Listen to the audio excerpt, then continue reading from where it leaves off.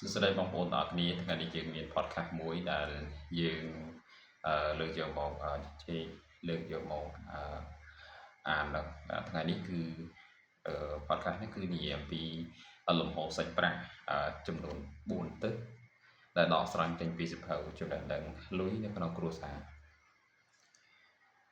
លោក Robert Kiyosaki គាត់បានកំណត់អំពីលំហូរសាច់ប្រាក់គឺទាំង4ទឹកឬក៏4តំបន់ឬក៏កម្រិតជីវភាព4ផ្នែកខុសៗគ្នាដោយទង្វើសកម្មភាពវិធីរកប្រាក់ខុសគ្នាទៅបានលោកកំណត់កម្រិតជីវភាពខុសគ្នាដូចជា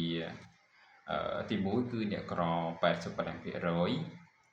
2គឺអ្នកមធ្យម9%ទី3គឺអ្នកបង្គួរ5%ទី4គឺអ្នកស្រុកស្ដំចំនួន1%អ្នកក្រ85%ហ្នឹងគឺជាអ្នកដែលធ្វើការងារឲ្យគេហើយដោយសារតែពួកគេគឺមានការខិតខំរៀនសូត្រឲ្យមានសមត្ថភាពមានជំនាញហើយតែចុងក្រោយគឺរៀនចប់ធ្វើការបានត្រឹមតែ8ម៉ោងប៉ុណ្ណោះបើបន្ថែមម៉ោងបានត្រឹមតែ4ម៉ោងទៀតឬក៏លើសពីនេះដោយប្រើសមត្ថភាពមានត្រឹមតែមួយទូខ្លួនពេលវេលាគឺមានក្រោម24ម៉ោងនិងដៃ2ជើង2ខួរក្បាល4ថតដូចគ្នាពួកគេមិនអាចរកប្រាក់បានបោះនិបោសម្រាប់ទ្រទ្រង់គ្រួសារទេគឺមានតែភាគតិចប៉ុណ្ណោះដែលធ្វើការឲ្យគេហើយខ្លាចជាអ្នកមានដោយសារតែជំនាញដែលពួកគេមានគឺអាចយកទៅប្រើប្រាស់ជាសកលឬក៏នៅក្នុងក្រុមហ៊ុនធំភាគច្រើនអ្នកដែលធ្វើការឲ្យគេគឺមានជីវភាពត្រឹមតែគ្រប់ហូបហើយជីវិតមិនមានសុវត្ថិភាពប្រសិនបើជាពួកគេមានសុខភាពមិនល្អឬក៏ពួកគេមិនអាចទៅធ្វើការងារឲ្យគេទេគឺមិនមានប្រាក់ចំណូលទេទៅត្រង់ចំណុចនេះគឺផ្ទុយពីការរកស៊ីមានន័យថាផ្ទុយពីអ្នករកស៊ីដែលពួកគេមានប្រព័ន្ធការងារហើយនឹងធ្វើការងារជីវវិតរបស់អ្នករកស៊ីគឺមានសុវត្ថិភាពជាងអ្នកមធ្យម9%គឺពួកគេធ្វើការងារឲ្យខ្លួនឯងទោះបីជាការរកស៊ីខ្នាតតូចក៏ដោយប៉ុន្តែមិនស្ថិតនៅក្រោមប្រធានឬក៏ក្រមបង្កវិជានៅក្នុងប្រព័ន្ធណាមួយនោះទេហើយពួកគេក៏អាចបើកមុខរបរដោយខ្លួនឯង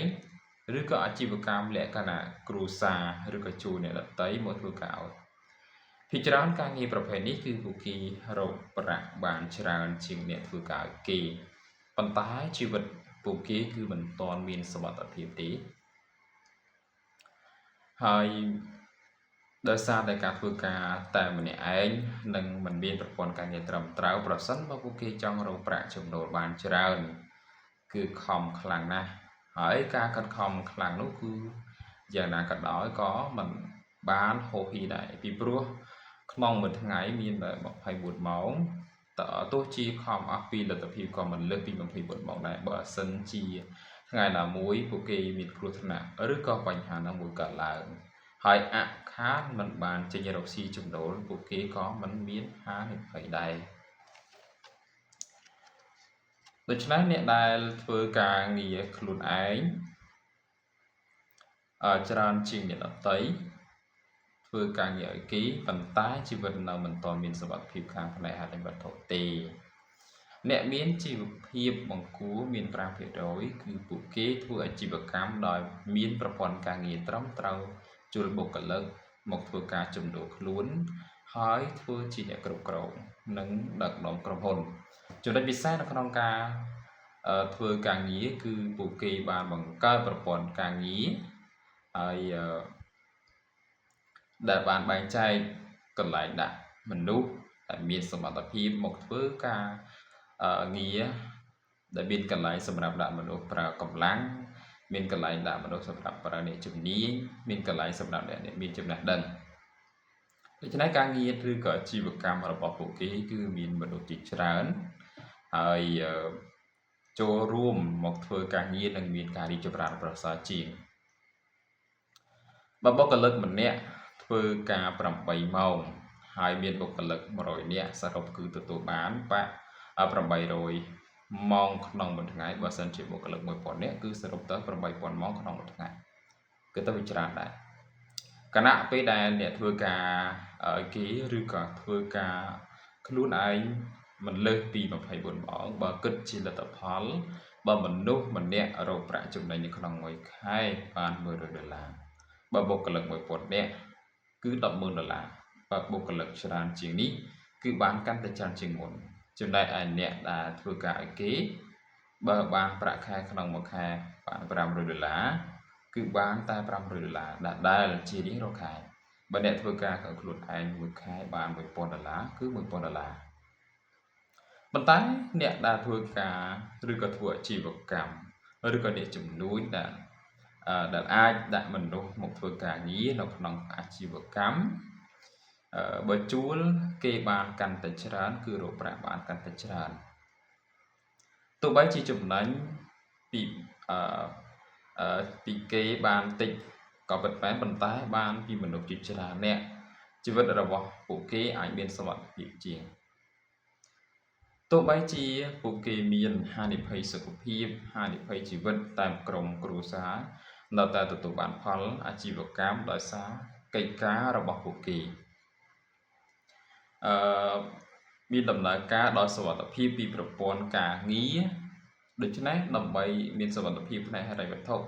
អ្នកត្រូវការកសាងអាជីវកម្មមួយដែលមានប្រព័ន្ធដែលមានមនុស្សមកធ្វើការដោយស្វ័យប្រវត្តិដោយមិនចាំបាច់មានវត្តមានអ្នកឡើយជប់នេះគឺសំខាន់មែនទេហើយចំពោះអ្នកដែលមានការងារផ្ទាល់ខ្លួនហើយគាត់ចំណេញច្រើនមែនទេបើសិនទោះជាការងារហ្នឹងគឺចំណេញតិចប៉ុន្តែគឺទទួលបានផលពីមនុស្សជាច្រើនអ្នកមួយទៀតគេនិយាយពីអ្នកស្ដុកស្ដំដែលមានប្រមាណ 1% ហ្នឹងគឺជាអ្នកវិនិយោគដោយការបង្កើតគំនិតបង្កើតលុយបង្កើតគម្រោងផែនការ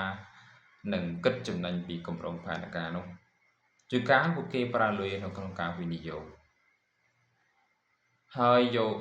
ភាគរយតិចតែបានផលច្រើនពីគម្រោងផែនការនោះពេលខ្លះពួកគេបង្កើតគម្រោងផែនការហើយរកអ្នកដែលមានធនធានមកធ្វើការនៅក្នុងគម្រោងផែនការនោះដោយពួកគេទទួលបានប្រាក់ចំណេញហើយប្រាក់ចំណេញនោះគឺពេលខ្លះពួកគេបានបង្កើតគម្រោងផែនការ